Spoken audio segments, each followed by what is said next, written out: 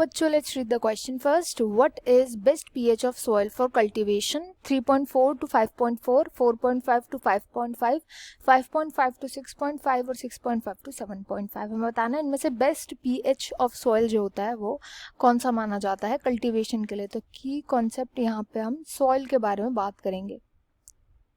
Soil important क्यों होती है? क्योंकि सॉइल में ही सारे के सारे मिनरल्स प्रेजेंट होते हैं. सबसे बड़ी बात होती है यहाँ पे सारे मिनरल्स प्रेजेंट होते हैं, सारे के सारे न्यूट्रिएंट सॉइल के अंदर प्रेजेंट होते हैं. मिनरल न्यूट्रिएंट के अलावा सॉइल के अंदर वाटर प्रेजेंट होता है. एंड सॉइल के साथ जो पार्ट ऑफ प्लांट इंटरेक्ट करता है दे आर रूट्स. यानी रूट्स का फंक्शन क्या होता है? रूट्स इन सभी चीज़ों को एब्जॉर्ब करता है सॉइल में. तो ऑफ कोर्स ये बात है कि रूट्स जब इनको एब्जॉर्ब करते हैं तो ये तीनों चीज़ें होना ऑप्टिमम अमाउंट में इज़ वेरी इंपॉर्टेंट, ताकि अच्छे से कल्टिवेशन हो.